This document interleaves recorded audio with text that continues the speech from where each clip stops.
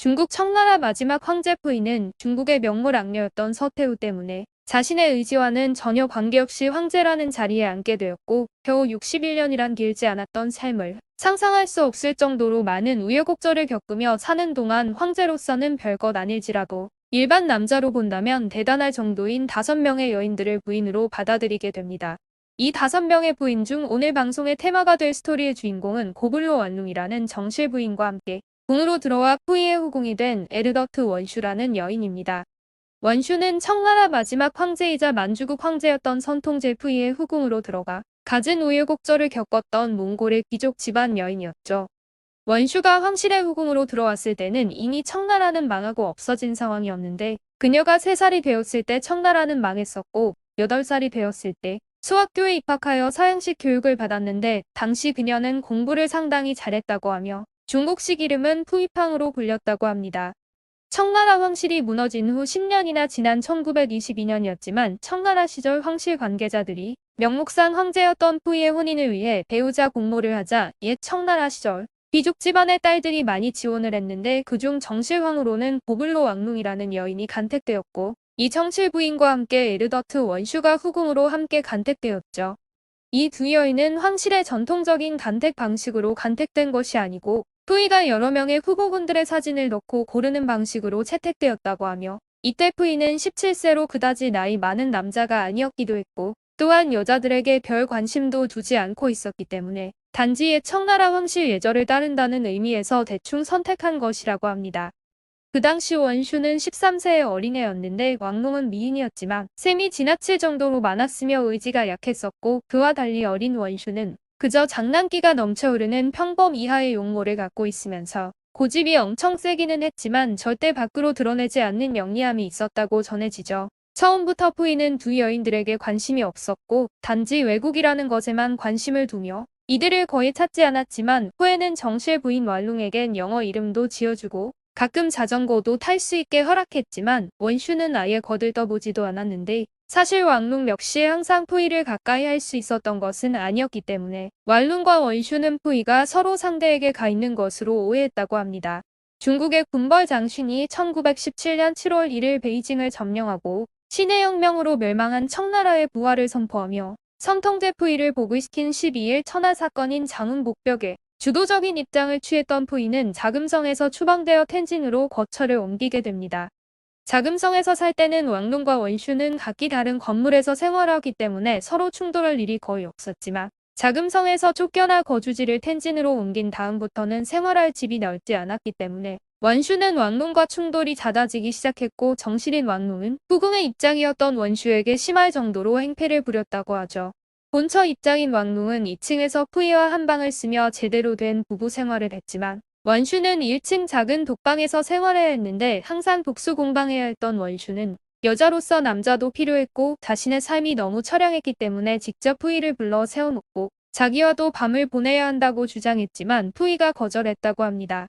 그러자 이런 상황을 견뎌내기 힘들어진 원슈는 1931년 중국의 황려중 정식으로 이혼을 청구한 첫 번째 후궁이 되었고 이때 푸이는 그녀가 절대 다른 남자와 재혼하지 않는다는 조건을 달고 당시 돈의 가치로는 어마어마한 5만 위안을 지급했는데 그 시절 중국 4인 가족의 생활비가 40위안이면 상당히 풍족한 생활이 가능했다고 하니 굉장한 위자료를 받은 셈이었네요. 이 거액의 위자료는 푸이가 자금성에서 들고 나왔던 골동품들을 팔아 장만한 것이었다는 설도 전해집니다. 하지만 원슈는 13살이라는 어린 나이에 입궁하여 비록 서양식 교육을 받기는 했지만 일반 사회에 돌아가는 현실을 전혀 이해하지 못했기 때문에 결국 그 엄청난 액수의 위자료를 변호를 받았던 변호사와 주위 친척들에게 강탈당하듯 모두 뺏겨버려 푸이와 이혼하고 텐진의 거처에서 나왔을 때는 빈털터리가 되어 있었다고 하죠.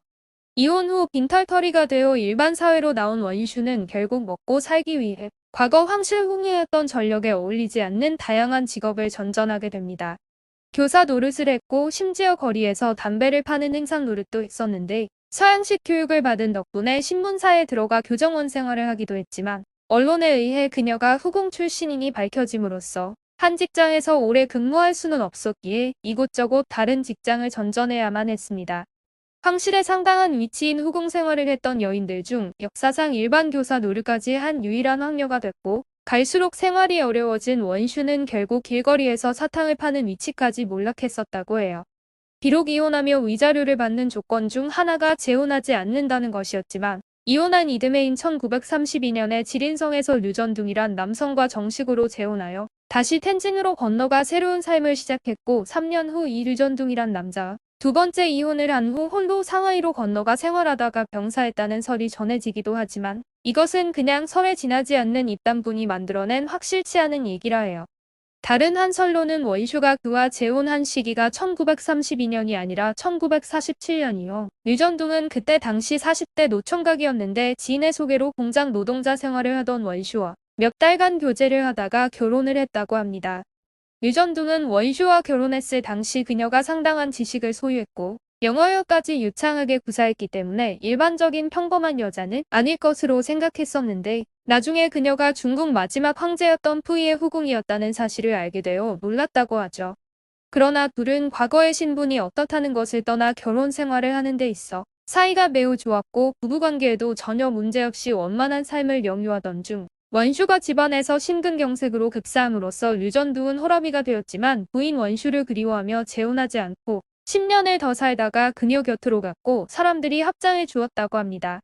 원슈라는 푸이의 후궁은 이미 한 세기가 지난 과거의 여인이었지만 황실의 여자들 치고는 놀라울 정도로 격식을 따지지 않는 파격적인 성품의 소유자였다고 전해집니다. 그래서인지 현재도 그녀의 사진이 상당히 많이 남아있는데 그 사진들은 비록 10대 중반 청소년 시절의 모습이긴 하지만 그렇다 해도 당시 황궁의 여인들은 사진을 찍게 되면 매우 근엄한 자세를 취하고 찍는 것이 일반적이었다는 것을 생각한다면 대단한 신여성의 사고를 가졌던 것은 확실한 것 같네요. 그녀의 사진들을 보면 파격적인 포즈로 찍힌 사진이 상당히 많고 그 시절 여성들과 특히 남자들이 생각하는 여성들 중 황실의 여성들에 대한 인식을 완전히 뒤엎어버리는 것 같은 사진들고 꽤 많이 전해지는데 당시로선 이런 행동들을 받아들일 수 없는 것은 물론 아예 상상조차 하기 힘든 파격적인 행위였고 그러기에 후궁이었던 그녀가 푸이와 당당히 정식으로 이혼을 요구할 수 있었던 것이 아니었을까 하는 생각이 들기도 하죠.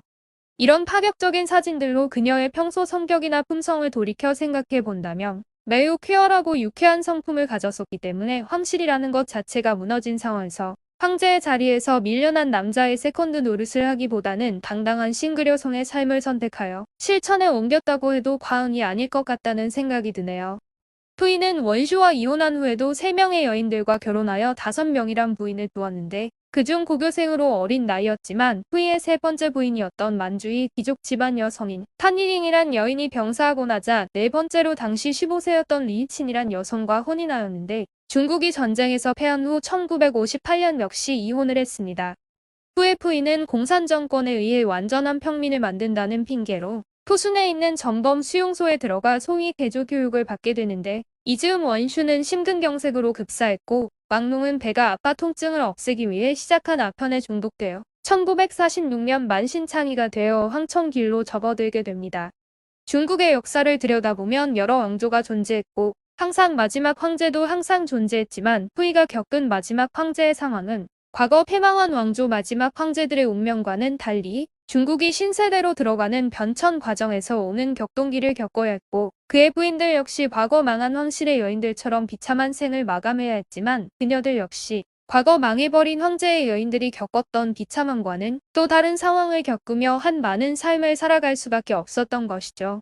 오늘 방송은 여기까지이며 구독과 좋아요를 꼭 눌러주실 것을 부탁드립니다.